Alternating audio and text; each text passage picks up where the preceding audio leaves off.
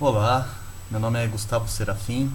Eu estou gravando esse vídeo para contribuir com o projeto Refúgios do Nômades e eu vou contar aqui rapidamente na verdade, uma experiência que a gente teve de um projeto que foi realizado junto com a Secretaria de Direitos Humanos da cidade de São Paulo, e que aconteceu especificamente no Largo do Aroche, no centro aqui de São Paulo. O projeto é o projeto Wikipraça, que aconteceu entre 2014 e 2015, durante aproximadamente um ano. Ele foi um projeto que foi realizado em parceria com a Secretaria de Direitos Humanos e Cidadania, especificamente porque eles tinham interesse em trabalhar ou em ativar um público específico do Largo do Aroche, que é bastante potente nessa região, que é a comunidade LGBT. O projeto como um todo teve uma série de realizações e tinha como um dos objetivos principais conseguir criar espaços e ambientes de diálogos, de encontros e de compartilhamento e construção coletiva e colaborativa entre os diferentes públicos que existem lá. O Largo do Aroche é um espaço, uma praça que existe no centro de São Paulo e é um espaço super democrático, com públicos bastante diversos, desde moradores antigos que estão nesse território há mais de 50 anos, desde a época que esse território era um território que foi reformado como o novo centro de São Paulo e era praticamente um dos pontos de passagem da elite paulistana, porque havia vários restaurantes, era um lugar bonito e tal. E esse espaço ele foi se transformando, foi se popularizando e se transformou em um espaço totalmente democrático hoje, onde existem diferentes públicos de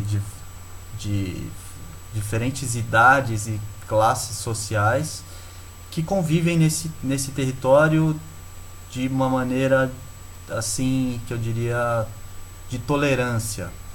Mas existe pouca troca e pouca conversa entre esses públicos.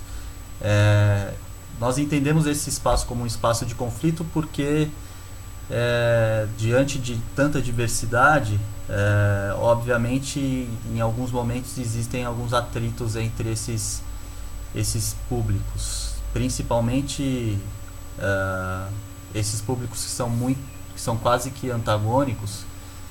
Por exemplo, esses moradores mais antigos, que em sua maioria são conservadores e querem fechar a praça,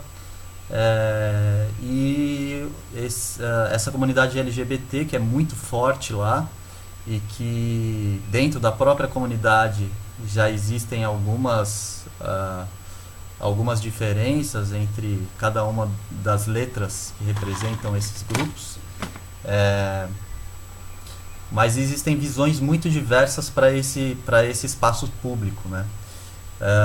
O projeto em si tinha essa ideia de conseguir criar, através de atividades as mais diversas, conseguir criar ambientes de conversa, de encontro, de troca e construção coletiva entre esses públicos. Esse era o nosso desafio. E dessa maneira a gente realizou uma série de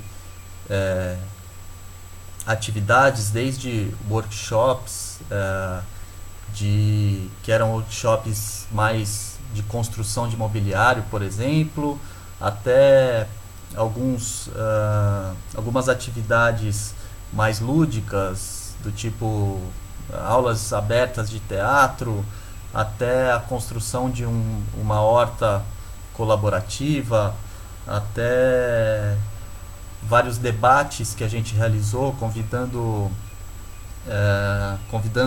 grupos ativistas de outros territórios da cidade para debater sobre gentrificação, por exemplo, sobre ativismo nos espaços públicos e etc.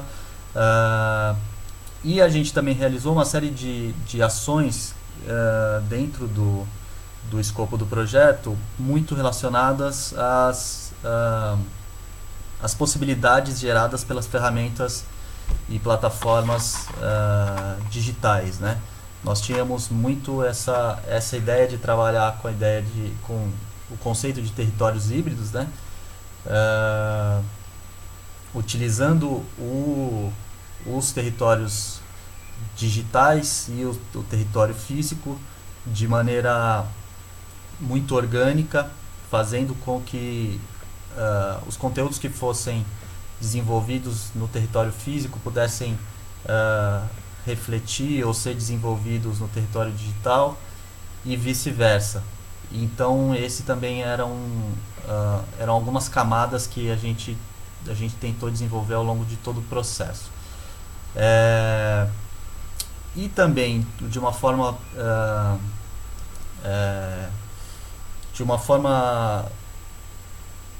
conectada a todo esse processo e que abrangia tudo isso, a gente realizou uma cartografia, por assim dizer, que na verdade era um processo de pesquisa do território e de compreensão e também de demonstração do território. Isso aconteceu de diferentes maneiras, tanto de forma individual, através de conversas com os públicos que permaneciam naquele território, que participavam das atividades que a gente realizava e assim por diante, bem como com alguns encontros que a gente fez especificamente para o desenvolvimento dessa cartografia. Então a gente fez alguns encontros onde a gente imprimiu o mapa desse território e fez um processo através de fotos, através de indicações, através de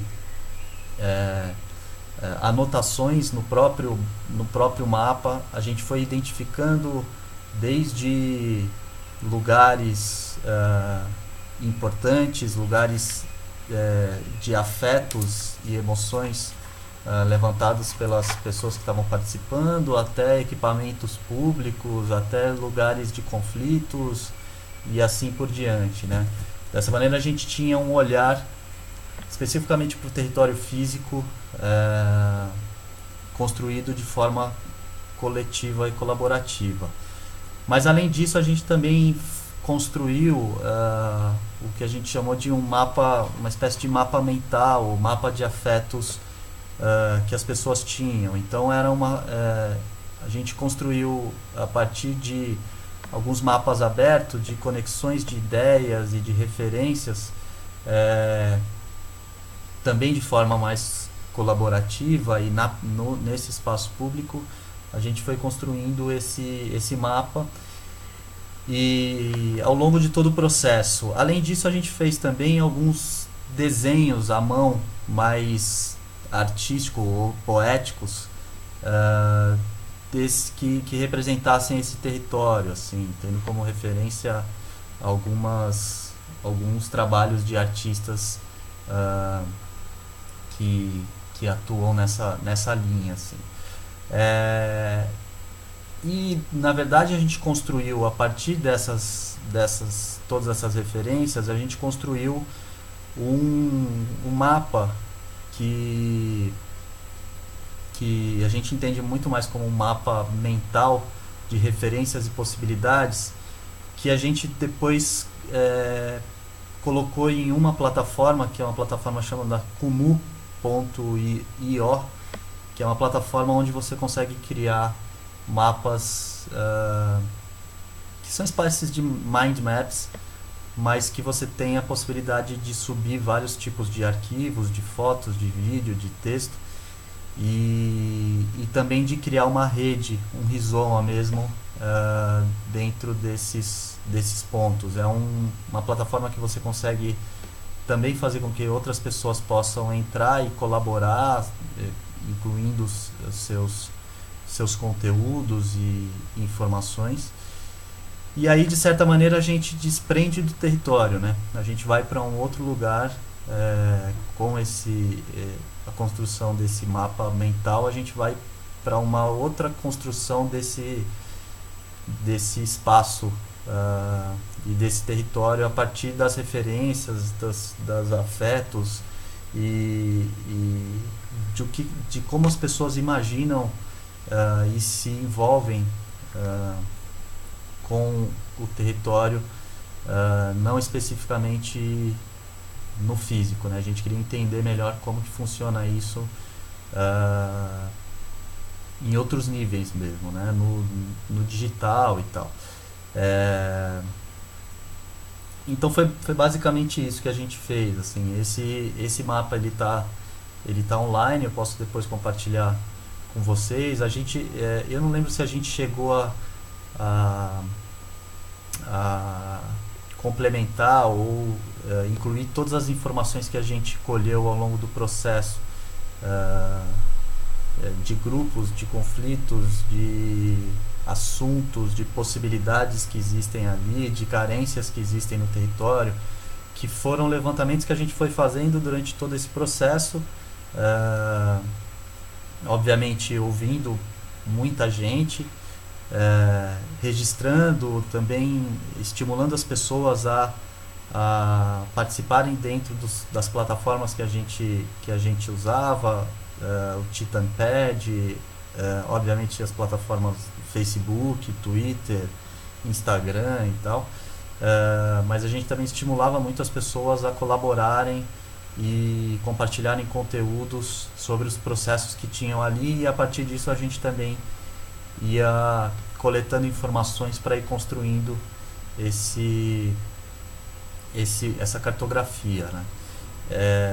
Então a gente também entende que esse processo cartográfico era muito mais grafia ou escrita a respeito do território do que carto, né? Do que mapa especificamente.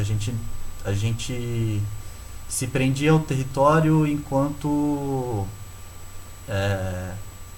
a gente estudava ou registrava os conteúdos dos públicos que estavam naquele território, mas a gente não tinha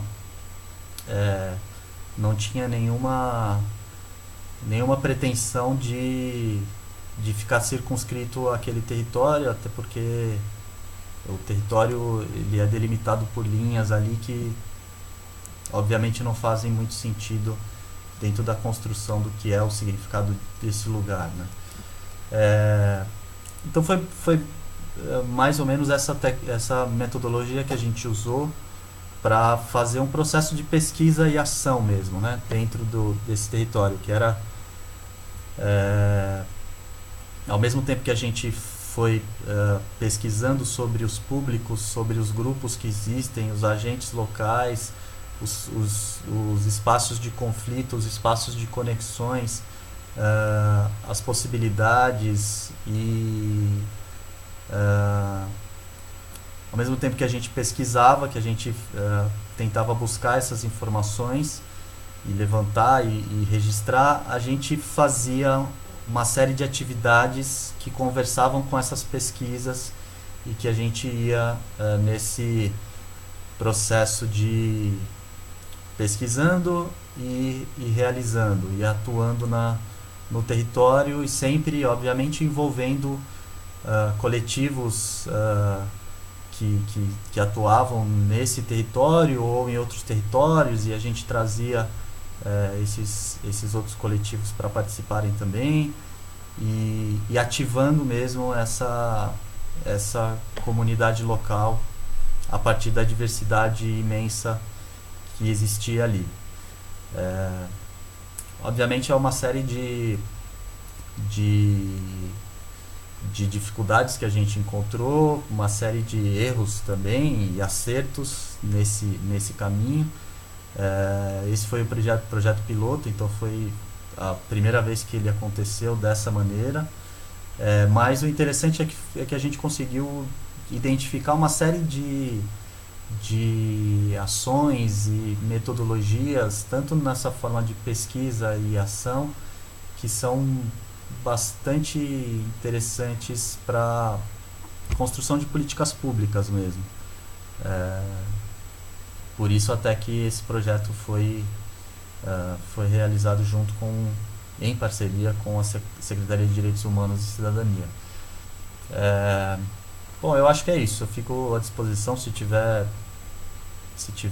vocês quiserem que eu compartilhe esses links e todas as informações que a gente tem sobre o projeto, eu tô à disposição. E se tiverem dúvidas ou precisarem de outra mais esclarecimento a respeito desse processo todo, eu posso continuar contribuindo. É isso, um abraço.